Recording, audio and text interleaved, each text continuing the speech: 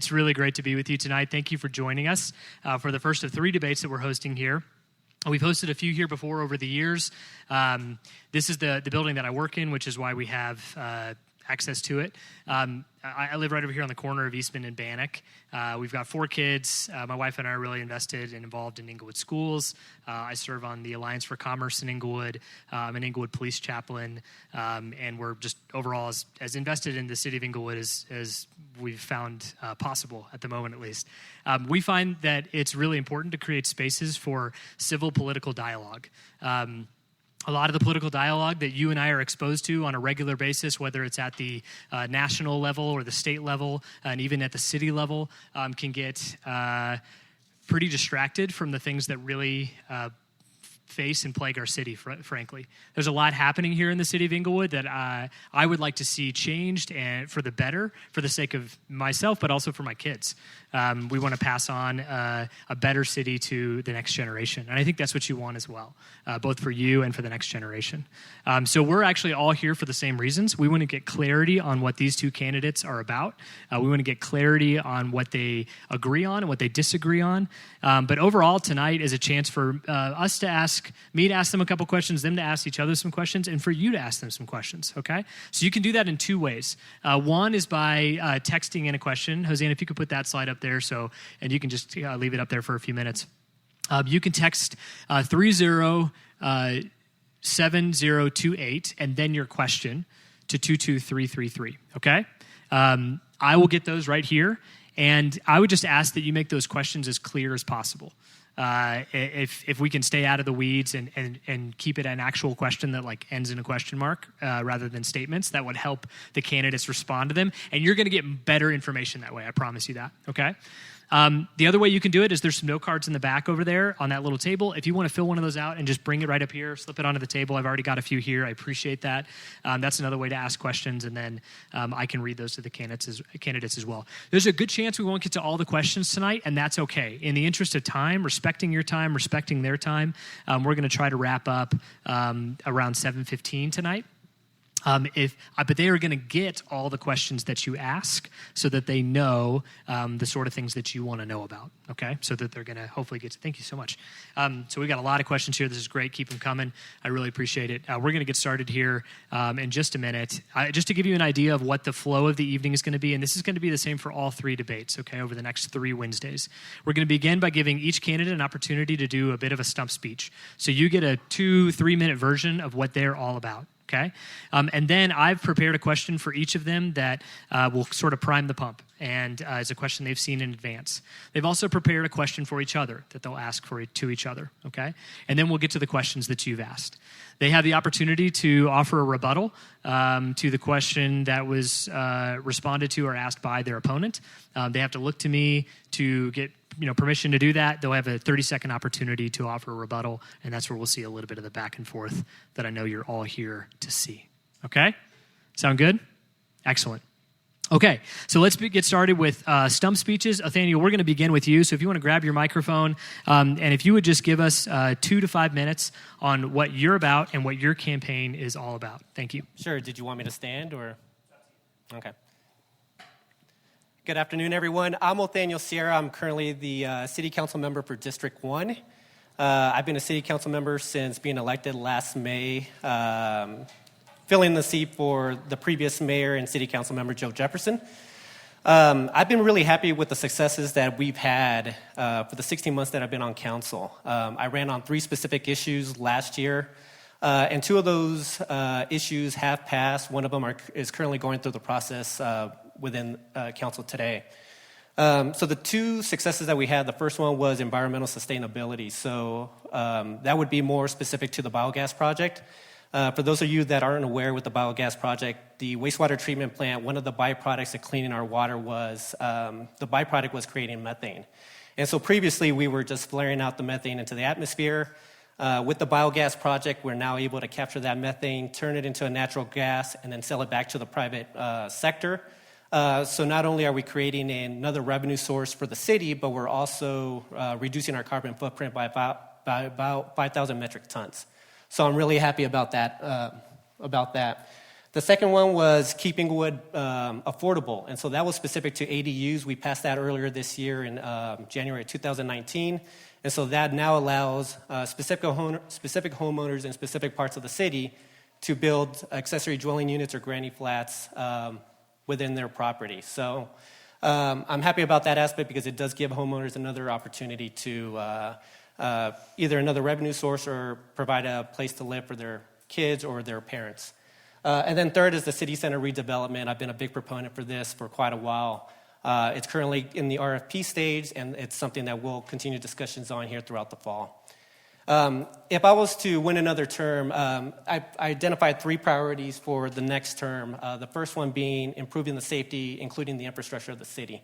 This, I believe, is the biggest issue facing the city today. Many people are aware about the sinkholes that happened at Oxford and Santa Fe over the past 2 summers, and even going back further than that, but also in July of 2018, the flood actually did take the life of a young woman here in southwest Englewood. So I do think it's the highest priority for the city, just increasing the safety of not only the stormwater drainage, but also just all infrastructure. Secondly, support neighborhood character. And so what I mean by that is that there's been a lot of concern about some of the development that we're seeing within Englewood. Especially here within District 1, we've been seeing a lot more duplexes come in, and so it just doesn't fit in with what we're seeing, with what we're accustomed to seeing within Englewood, what people love about the city of Englewood. So I'm open to talking about lot coverage, bulk planes, whatever it happens to be in order to alleviate some of the concerns that citizens have about some of the development that's going in. And then lastly is just revitalize city center. So it's going to be an ongoing process, just taking in constant feedback from citizens, the boards and commissions, many of the different stakeholders that have a say in the city. So definitely looking forward to that. So I thank everyone for coming tonight. Looking forward to all your questions. So thank you so much. Monica, the floor is yours. Hello. I'm going to take my glasses off. I'm Monica Johnson, and I'm also running for District 1. And I am a relatively new member of the Englewood community, but I've lived in the South Metro and worked in the South Metro for the last 15 years. And when I bought a home, I picked Englewood for the exact reasons that Nathaniel described, the charming communities and the friendliness of the neighborhoods. So my career up to this point has been one of service. I'm an educator, and I have poured all my heart and soul into families that live in other communities. And I'd like to take my talents and efforts and pour them into this community because this is where I'm invested. So my goals are to keep Englewood sustainable, beautiful, and financially solvent for generations to come.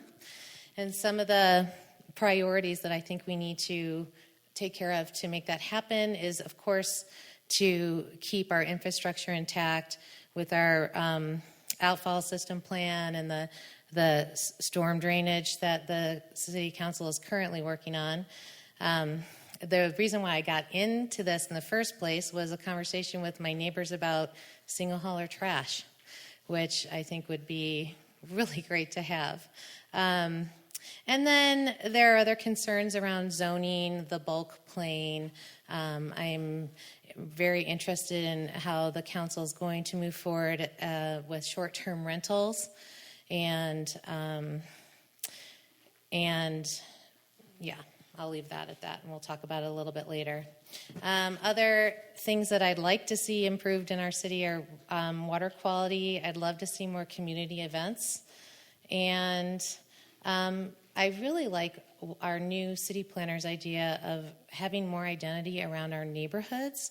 I'm a firm believer in the broken windows theory, and if we are held accountable to each other and know our neighbors, we're going to take care of each other and take care of our property and just have a safer environment in general.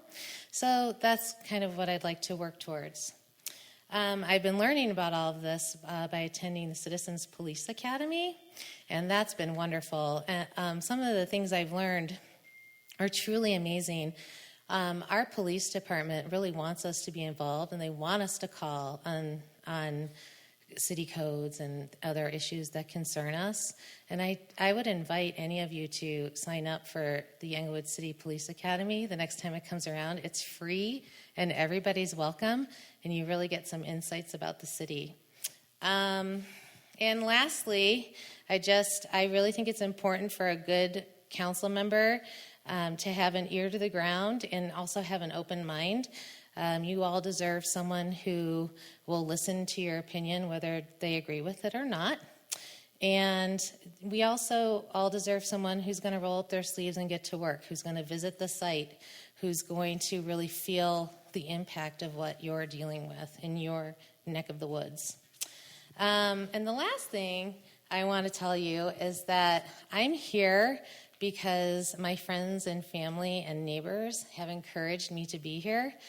I've heard some funny stories about myself and my political aspirations and my how my candidacy might affect the way things play out on our city council. And I just want to let you know that I'm standing up here today because I love our community and I care about our community and I want to play my part in making it better. And if that happens to turn out to be city council, yes. And if it doesn't, you'll see me in some other capacity. I want to thank Nathaniel for the service that you've given to our community already. And I want to thank all of you for just taking the time to be here. And thank you for hosting, Nathan. Absolutely. Monica, this first question goes to you. These are great questions that you're all turning in, by the way. These are excellent. Categorizing them. A lot of them are similar. This question, Monica, you've seen this in advance. District 1 is home to a popular process of scraping small historic homes and replacing them with new, large, and expensive multi-unit housing. This shift in real estate impacts those of us who live here, including you. What are your thoughts on this shift, and what can council do to curb or encourage it, if it's good or bad? Great. Well, like every other issue in our town, it's a mixed bag. There's lots of benefits to having new construction in your town. Rising property values are great as a homeowner, but if you're on a fixed income, rising property taxes are not. As our community ages out, we need to attract new young families, working families to our community. And the desirable properties today for young families have a little more space than your typical Englewood bungalow.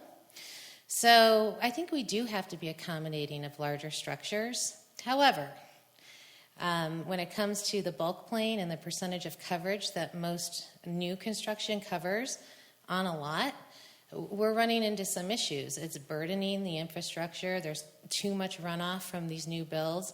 The easements from the edge of the property line are really tight. And if you live in one of the older homes from the 1930s or 40s and you have a large duplex or triplex built next to you, you've lost privacy, sunlight, and some of the aesthetic of your community. So, as I said, it's a very mixed bag. One thing that I like the council's brought up recently is revisiting the Title 16 building code and looking at the bulk plane. In 2004, the city council passed a bulk plane at, I believe, 14? 12 to 17. And when you average it out, these houses are like over 30 feet tall and come out to the edge lines of the property. And Representative Cuesta, I believe, recently brought up revisiting that, and I believe the City Council has agreed to look at that. And maybe finding a happy medium. We pushed up to Denver standards, and when you look at the existing housing stock that we have, it's just not compatible, and our lots are really small. So, but let me flip the coin one more time and just say that we have a lot of rental properties and old housing stock that really needs improvement or would actually benefit a neighborhood through a scrape. So we just have to be open to that and know that especially near the business corridors, more high-density housing and newer construction is just going to bring more life to that area of our community. So I really do believe in that. Thank you, Monica.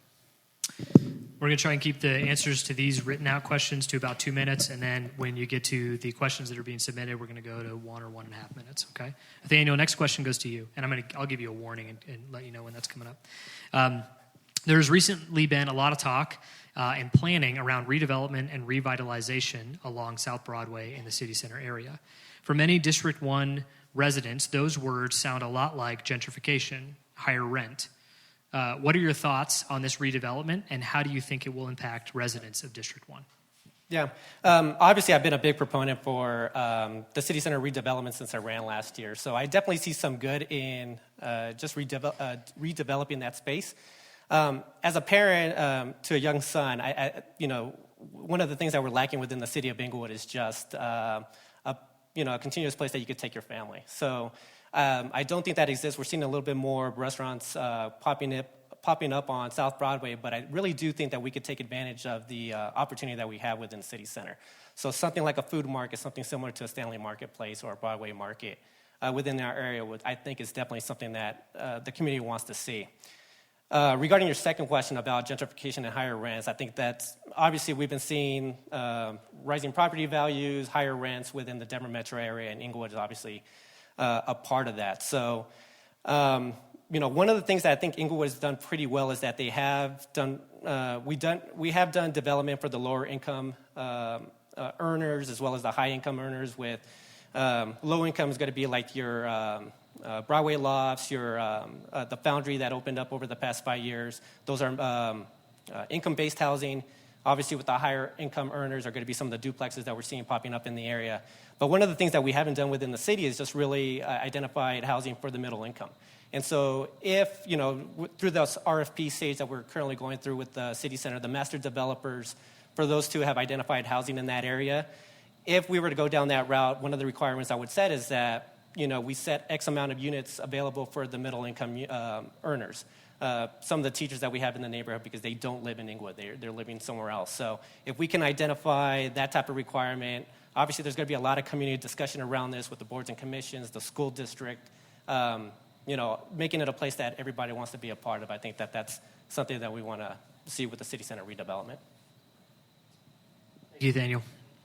Next, we're going to move on to the question that each of you prepared for each other. Okay, so Nathaniel, you're up next actually right away to ask your question to Monica. She's seen this in advance, so would you go ahead and read your question to her exactly as it is on your sheet? Thank you. Sure. Monica, one of the bigger decisions coming to City Council in the next few months is deciding how to improve the stormwater infrastructure in the higher priority areas of the city. City Council has been given different options, with most centered on handling a 10 or a 25-year storm event. Do you have a preference for either option? So I'm glad you asked me this question, Nathaniel, because it really gave me cause to dig deep into this, and now I know why you asked it. It's a quagmire. But the one thing we do know is that our citizens are invested in doing what's right to keep our city safe, and that means keeping our infrastructure strong. You've demonstrated that by our new police station and our new schools, and now it's time to work on something you can't see. So I'm going to refer to one of my favorite Donald Rumsfeld quotes, love him or hate him. That guy makes me laugh. And one of the best things he ever said was, there are known knowns, there are known unknowns, and there are unknown unknowns. And that's kind of what you're dealing with all that infrastructure underground. And so the city's done a great job, the council, of approving the immediate mitigation of this situation with the sinkholes on Oxford Avenue. But there's a lot more to it. So here are some things we do know. We know that no matter what, Englewood is very developed, and the amount of permeable ground for water to soak into is not going to increase. And all the new building we're doing is expanding that coverage. So we know that. We know that high rainfall events in short periods of time are most likely going to increase as the temperature of the earth increases. This is what we've been seeing as a trend around the world. And we also know that the longer you wait on infrastructure to build it, the more it costs. And if you don't keep it repaired, you pay on the back half double fold. So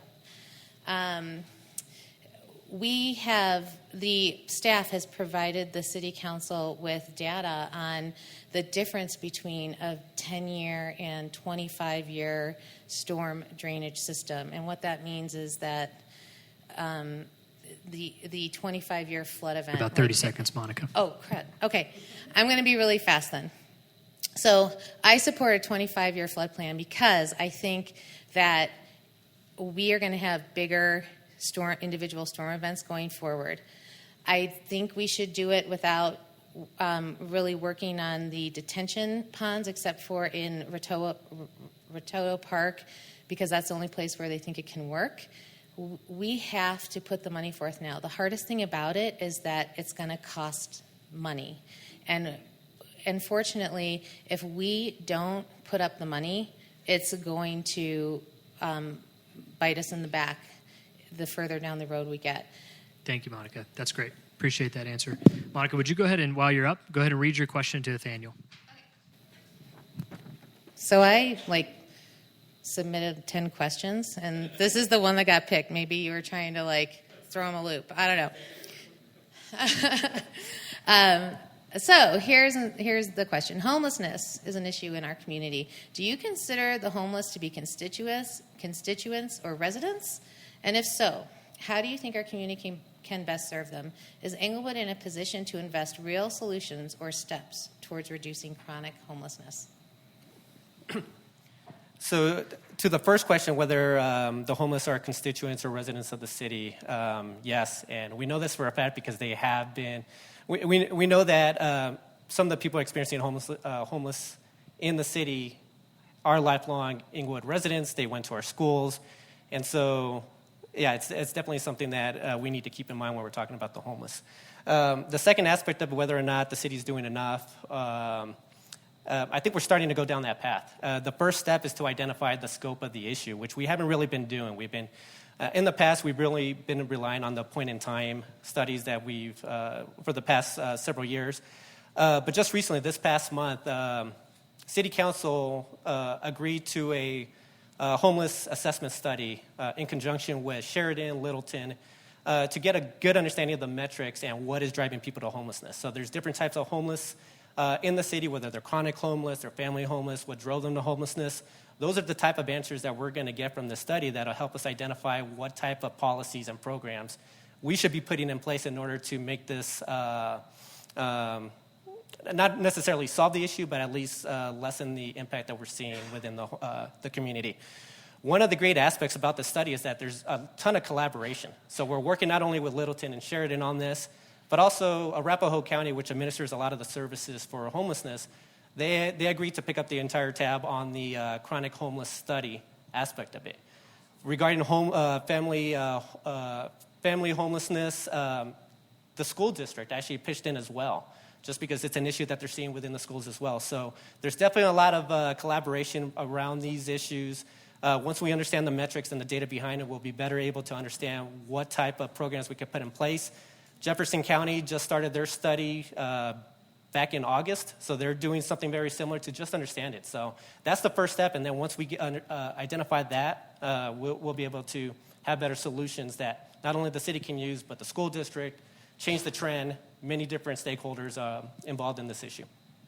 Yes. You have 30 seconds, Monica. Ask Nathaniel a question? Sure. Okay. So just in your opinion, I've heard from some residents who feel like we're diverting our dollars and efforts and that we could be spending elsewhere by even studying this issue. So can you?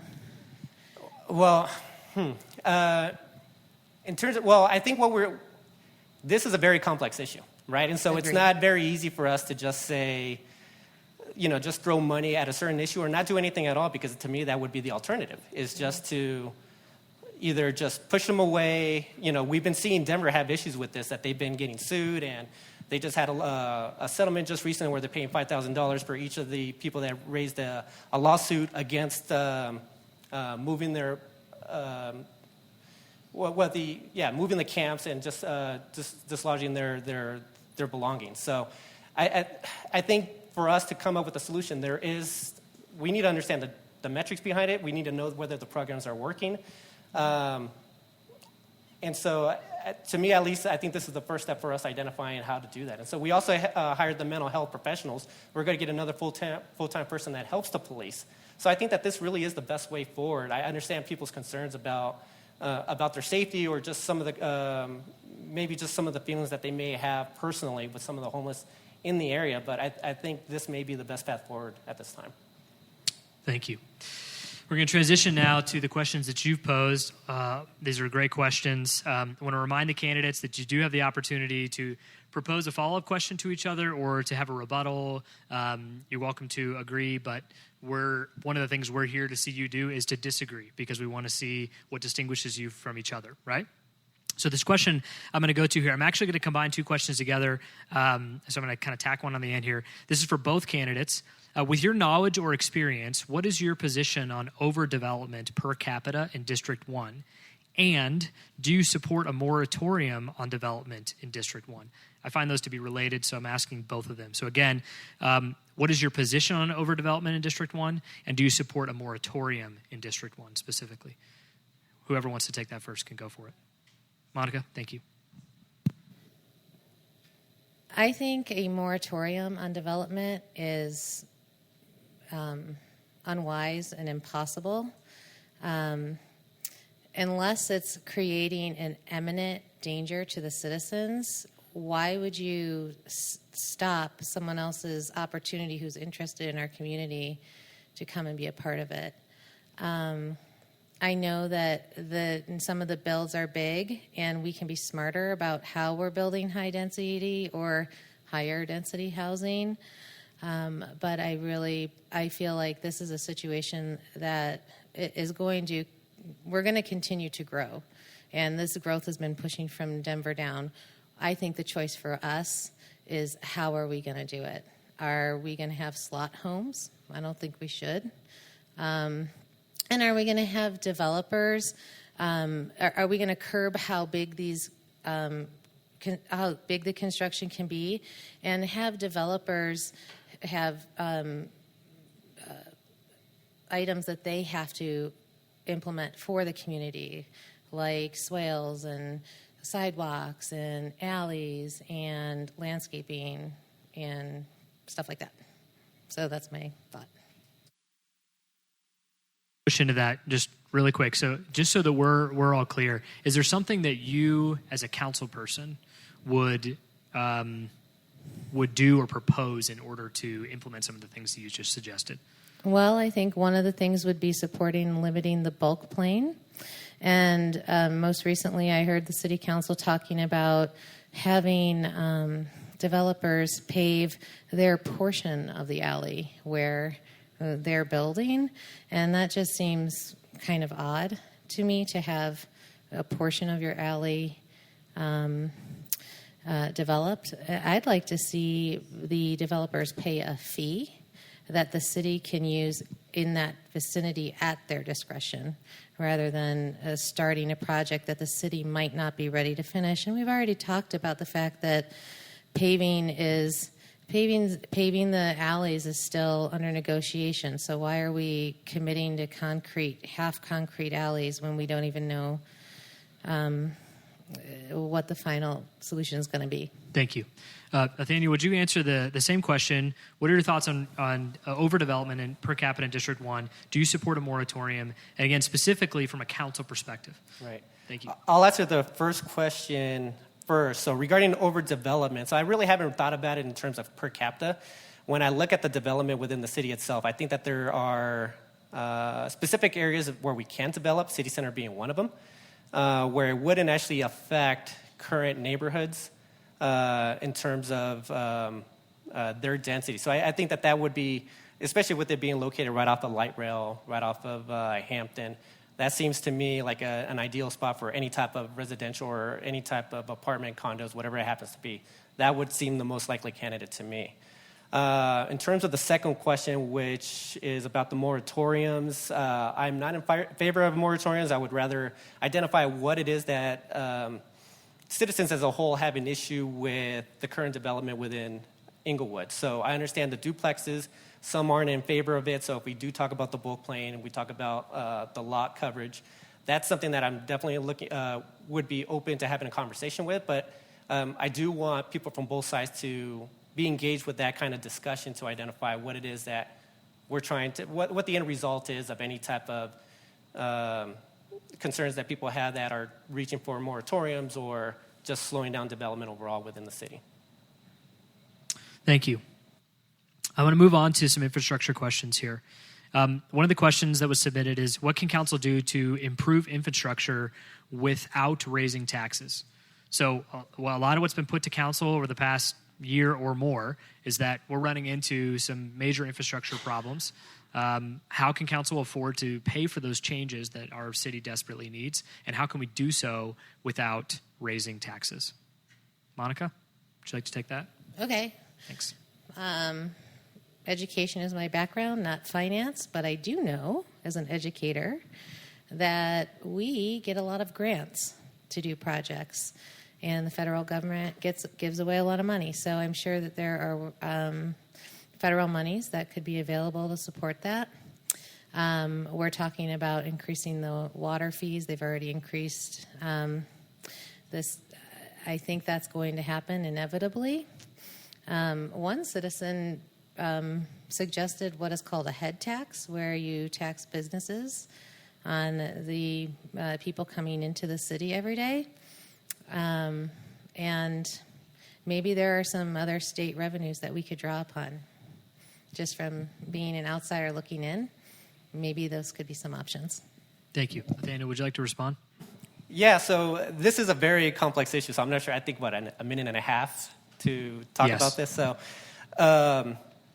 So yeah, different infrastructure come from different funds, and I'm going to try to be not wonky when I try to answer this question. So when we're talking about the stormwater drainage, those fees are paid. If you look at your utility bill, there's a specific fee that is set aside specifically for stormwater. So we can only use funds that are raised through those fees to pay for the stormwater drainage, which is why the question I asked Monica earlier is so complex, because we potentially are raising the fees. They were $4 a year ago, or basically 18 months ago. They potentially, based off which direction we go, it may be $70 per quarter. So from $4 a quarter to $70 a quarter. It's a big increase. Roads and bridges and alleys, that comes out of the general fund, so that's something that we can pay out through. We got after this year, we should be at around $9 or $10 million in terms of savings that we can use towards roads and bridges, that type of thing. Sewer, water, those are enterprise funds as well. So specific fees, it's just a very complex issue. And so in terms of raising fees or raising taxes on people, I guess it's semantics in a sense. When you're raising fees, it's more out of pocket for that homeowner. So it's something that I'm very cognizant of whenever we're talking about these discussions. I don't want to raise the fees on people unless there's a great plan for what we're trying to accomplish. We are looking at grants for the stormwater. And also, we did receive grants. So the Hampton Broadway interchange, we got a grant from Dr. Hoag. That's going to start work in 2021, I believe. But we basically received a $10 or a $12 million grant for that, and we're only paying about $1 million or so. So that whole interchange is going to get fixed. So we are looking at grants. We are looking at federal grants. But the hard question is really what we're going to do with the fees. And we really don't have to do anything with the general fund at the moment. But fees for stormwater and sewer, water, those are going to be big. Thank you. I'd like to ask a question to Monica really quickly about what, in your mind, City Council's partnership can and should look like with public schools in the city of Englewood. How does City Council interact? What sort of partnership could exist between Englewood or City Council and Englewood Public Schools? Question specifically to you. Nathaniel, if you would like to add something afterwards, you're welcome to do so, but please indicate that to me. Go ahead, Monica. That's a good question. Well, I'm an educator, and I work in a private school, but public schools are probably one of the number one factors that residents consider when they're moving to a new community, and our community has just invested in our schools. Citizens have kind of expressed, like, well, now what? What are we going to do going forward? What about those test scores? People are still choicing out of Englewood schools. Well, I think as a city council member, it's important to first have a relationship with the school board. I mean, I've rarely heard the schools spoken about in our city council meetings, recent ones. And I'd like to see I'd like to see the city make an effort to push Englewood Public Schools to Englewood, because I feel like there are seats to fill and we've built it, and now we need them to come. We need quality educators to come, and we need our own neighborhoods to invest in those schools that we've put our dollars into. Thank you. Daniel, would you like to respond? Yeah. There's obviously a lot of opportunity for us to speak to the schools. A lot of the decisions that are made by the schools also affect the city. So I know Tina's aware of this. Just earlier, when we were talking about the whole storm drainage and whether there should be retention, if we would have had earlier communication with the schools about that entire thing, it would have probably worked out for the better. We just didn't do that aspect of it. So when we got our new city manager, when he got hired on, started in August, one of the first people I told him he needs to meet with is with Wendy and with Tina, just so that they have a communication about what's important to them, what's important to the city, and just have that open dialogue. So, and like you mentioned, when people think of Englewood, or just one of the reasons why people move here is because of the schools. So that they're raising young families. We're seeing a lot of younger families moving into the area. Basically when we did pass the school bond, that was basically the first step to revitalizing Englewood. So they had a big say in what is developing within Englewood.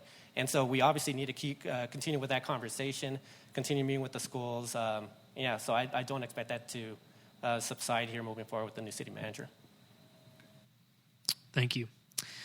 This question's to you, Nathaniel. Normally, I wouldn't entertain a question that begins with a statement, but I like the statement, so I'm going to go for it. It begins with, Sierra, show us the money, okay, exclamation point. I can't read all of the handwriting, but essentially what I believe it's getting at is that you said that the biogas project would net $1 million. But according to this card and this question this person asking is that somehow we're moving towards a potential $4 million net loss. Regardless of those numbers, 1 million, 4 million, again, I can't read all of it. I would love for you to speak to that. Where is that money? Is that money coming to the citizens? Is that money coming to the city? Has that money been generated at all by the biogas project that you ran on last year and you're still running? No, so it's a good question. So actually, I should have stated this when I was talking about the biogas project. The biogas project is going to be completed. It's going to be going live here within the next couple of weeks. So once we start going live, we'll be able to the moment that happens, we're going to start receiving revenues from that. So we're hoping that since we're going live here in October, that we could receive a check here by the end of the year. And then moving forward, it's going to just be based off the market in terms of how much money we're going to be receiving.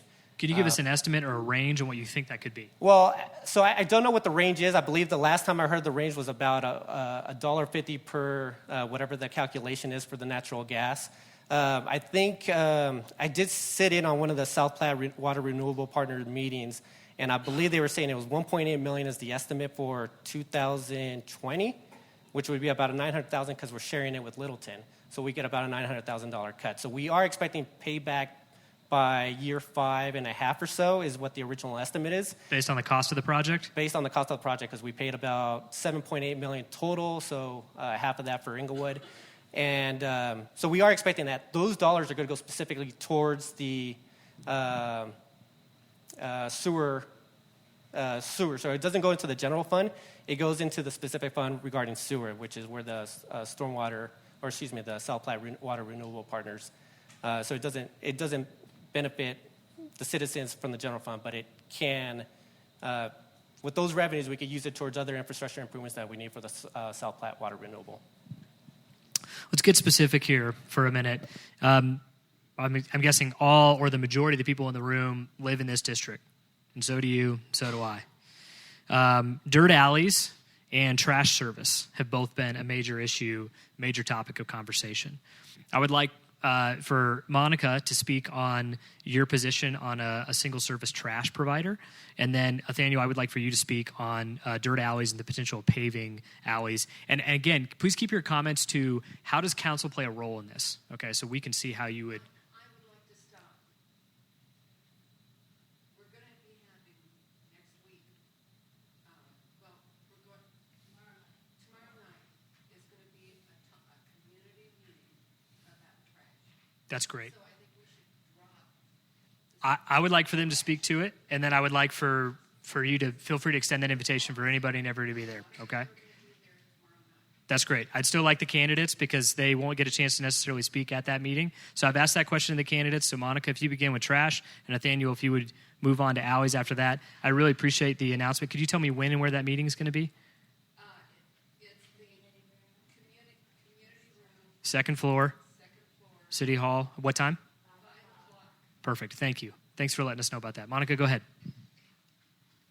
Since we'll have all tomorrow night, I'll make it brief. As I mentioned in my stump speech, it's why I got into this race. It was the first issue that popped up. My neighbors and I were talking about it. Why are all these trash trucks going down my street? Well, in talking with the neighbors about it, some people don't want their trash picked up in the front of their house, and they're afraid that if we get one city provider that won't be possible. And then there are other people that have found ways to forego the service, and it's just not part of their budget. But one thing, I'll just say this.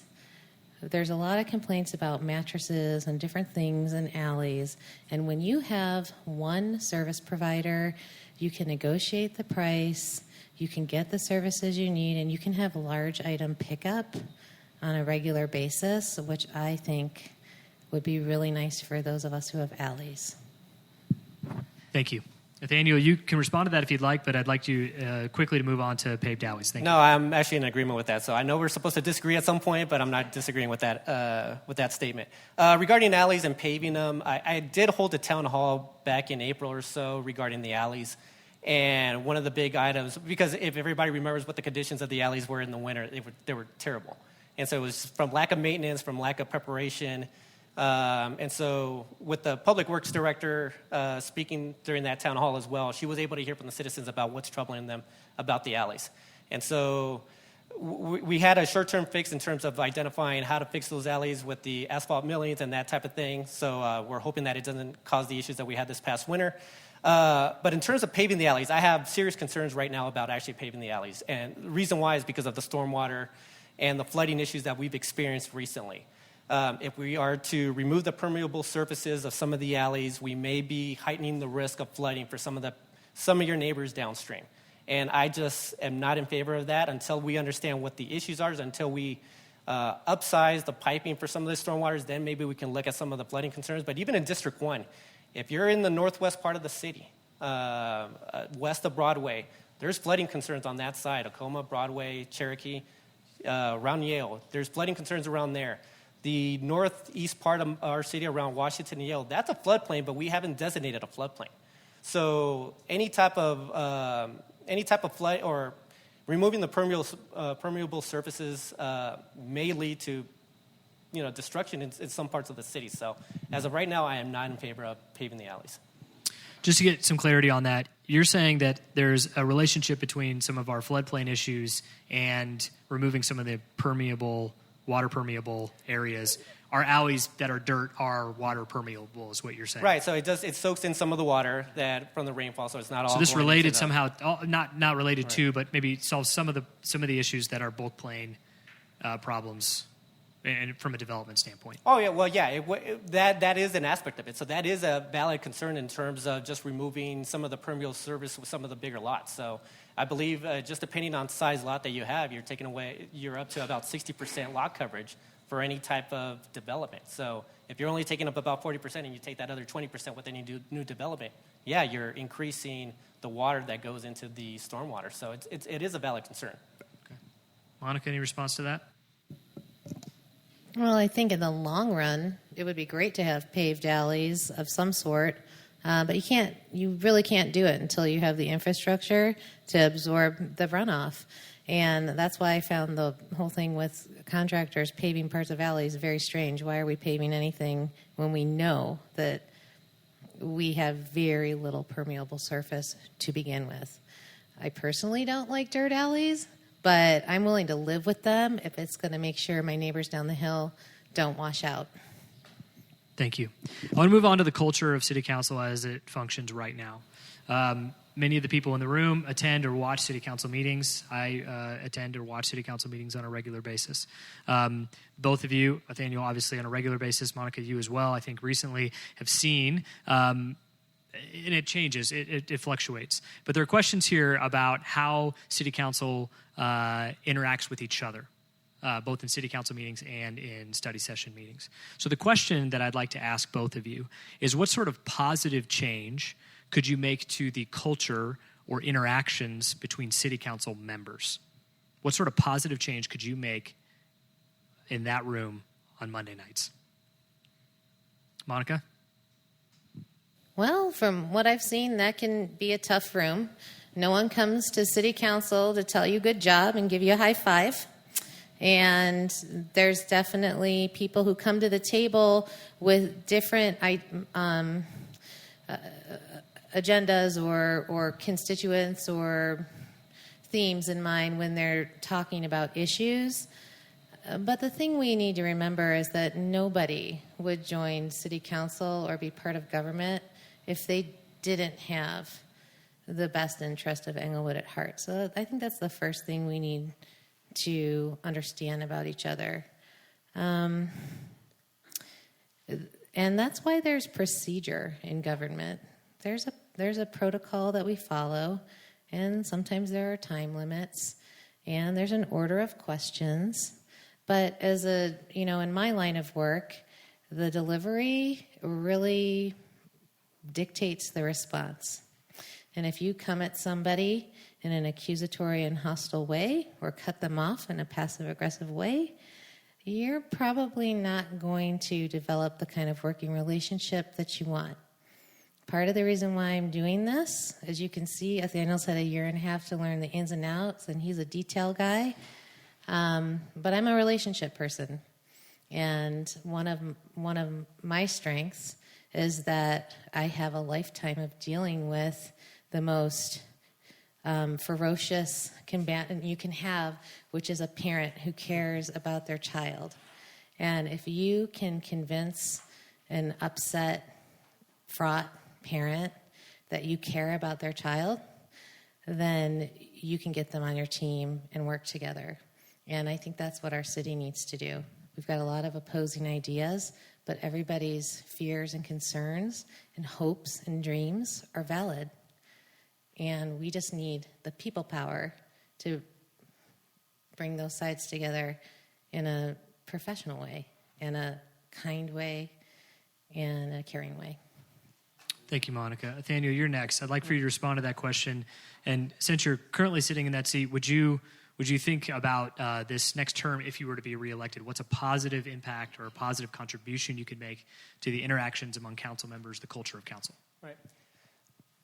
So in terms of what I can do, so I think what I've done in these 16 months is that I went in with a focus that, people put me in this position in order to get things done, right? So I really focused my attention on really just not really instigating the situation or making it worse than it needs to be. I really just went in there. We're there with a single purpose of getting things done, and I think we've done that. I think, regardless, there's obviously improvement that we need to make in terms of just working better together.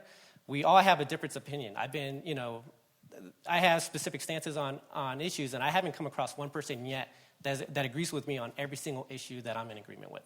So I think just understanding that there is going to be disagreement between us and just doing it in a respectful manner, that should be what drives us. We do have ethics, we do have a charter, we do have things that direct our decision-making and our basically how the meetings are supposed to flow. We've deviated away from that. So it's something that we need to get back to. And so I'm hoping that we can improve, but really we're there with a single purpose to, make improvements for the city itself.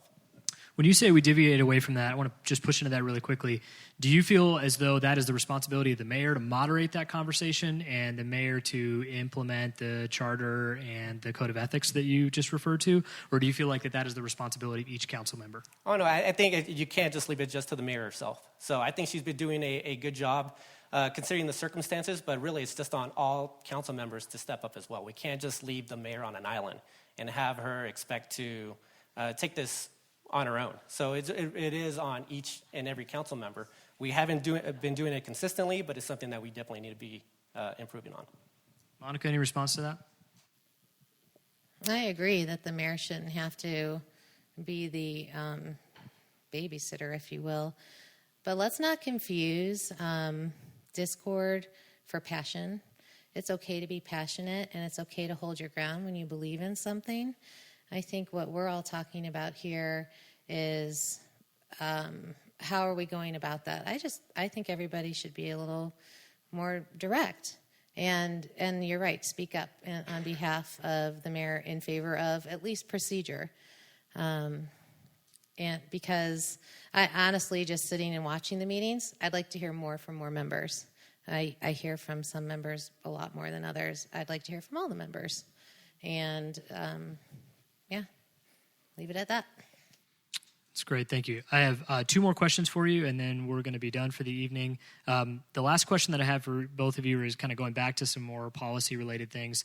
I want to hear your thoughts on ADUs and short-term rentals. Just as a short kind of yes or no preliminary question, are you in favor of ADUs, short-term rentals? I know those are not the same thing. You can speak to that in District 1. And what are your thoughts on council's approach to regulating ADUs and short-term rentals? Again, I know they're not the same thing, but I think putting them in the same question will help. So, Nathaniel, would you go ahead and start with that question, please? Again, what's your personal posture towards ADUs and short-term rentals? And then what do you think council's approach to ADUs and short-term rentals should and could be? Okay. So obviously I am in favor of ADUs. I voted for it earlier this year. I did see it as a mechanism to increase affordable housing within the city. I think just the economic factors that we're seeing within the city is just not making it cost-effective to build them at the moment, but I think at one point there will be. Regarding ADUs and short-term rentals, I believe we're going to be voting on short-term rentals here the next council meeting on the 7th. So I haven't really made my decision yet. I can see the pros and cons to both. The biggest con for me is the fact that short-term rentals, to me, takes away the affordable housing within the city. There's a potential that people may buy a property, and we're trying to set mechanisms in place in order to state that they have to be in the house 9 months or 7 months or whatever it happens to be. But really, you're just taking a potential rental or a potential home away from somebody that's looking for somewhere to live. And so that, to me, is the biggest con with the short-term rental. The enforcement aspect of it, even Denver's struggling, even though they're being very heavy-handed in terms of their enforcement of it, there's things that are still slipping. And so the enforcement aspect of it is going to be very difficult on the short-term rentals. We have a plan for how to enforce that based off a discussion that we had last month, but there's still going to be things that slip based off what we're seeing in Denver. So it's a concern there as well in terms of the enforcement aspect. Thank you. Monica? Okay. I'll start with short-term rentals. I can see both sides of that issue. Do I want the house next to me to be inhabited by unknown folks on a regular basis? Probably not. But do I have friends who have paid their mortgage by vacating their house on the weekend? These are teachers, working people that are just trying to afford a house in a town they love. And if that's what they have to do to stay close to where they live and work, then that's what they'll do. This is something that comes down from, mountain towns and resorts. This is a very common thing.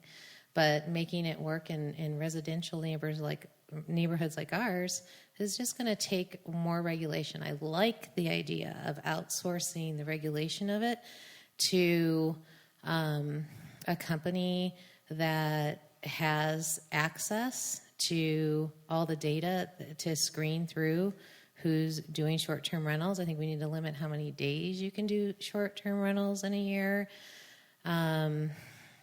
But again, like anything else, it's like putting a moratorium on building. This is the sharing economy, and it's part of our world now, and we need to find a way to regulate it in a way that works for Englewood. So, and I don't want to ever deny somebody else an opportunity to earn extra income to stay in their home. We have too many people losing their homes. Specifically, how would council approach this? How should council? I think council should approve it with restriction. That's very clear. Make people get permits and licenses. Have a company that and enforced how? Through code.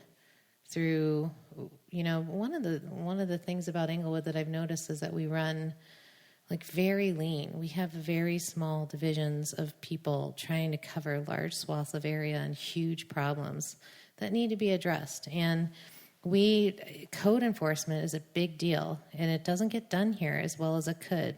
And people have a lot of different opinions about why that is, but I just think that it's part of city code enforcement. Thank you. Nathaniel, do you want to respond to that? No, well, yeah, so it's just a complex issue. So the community development is actually going to be the enforcers of the short-term rentals. So they'll actually send out code whenever there is an issue. If a neighbor calls in, they could call code, but it goes to community development that verifies whether or not they can have. If there's a nuisance issue, then obviously code can take it. But if it's like an ADU that's outside the 3-month or whatever we're stating there's going to be, it goes through community development. So there's that process that we really need to figure out. That's probably going to be an issue in the short term, but in the longer term, we can get better at it and identify what the true scope of it's going to be. In terms of the short-term rentals, though, I've had similar conversations on people on my block where they're looking to retire.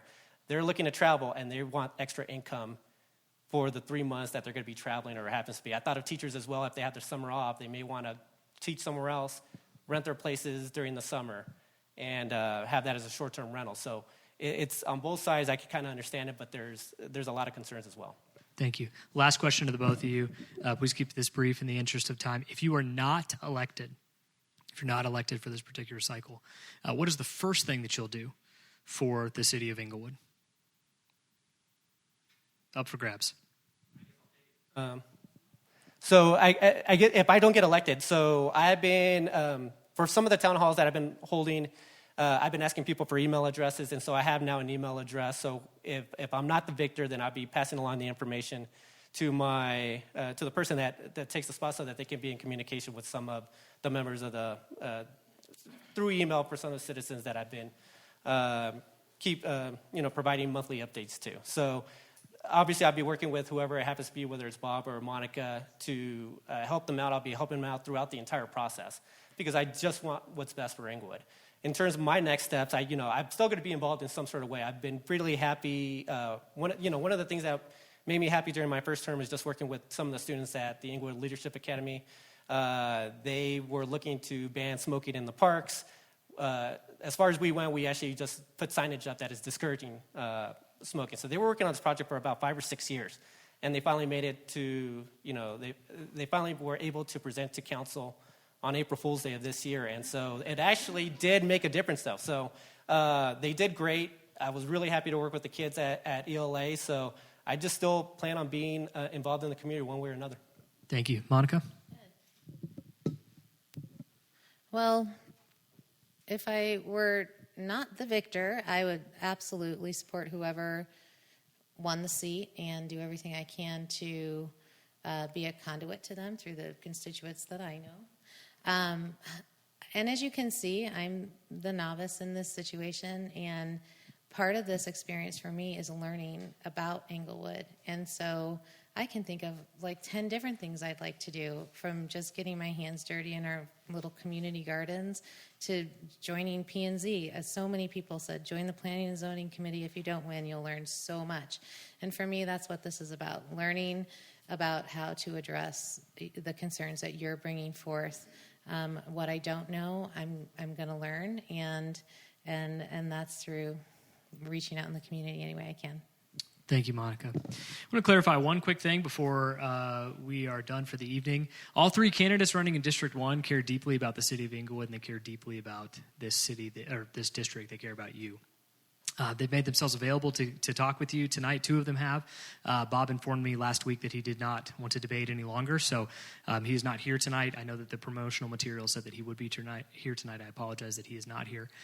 He chose to opt out of the debate middle of last week after we had already created everything.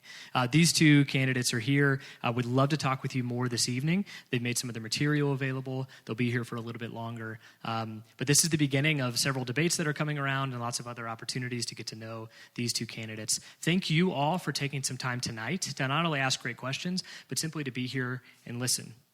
I think when the Englewood electorate can posture ourselves as people who can learn, absorb, and listen, we are going to be more informed voters, and we're going to do a better job with the work that we need to get to here in the city of Englewood. Thank you to the both of you for taking the time tonight. Thank you for being prepared. We appreciate that very much. Would you all please give our 2 candidates a round of applause for their time? Thank you. Folks, there's plenty more refreshments up front, so feel free to grab some, mingle for a little bit. We'll probably shut things down somewhere around 8 o'clock, so hang around for a while if you'd like. Thank you so much for being here.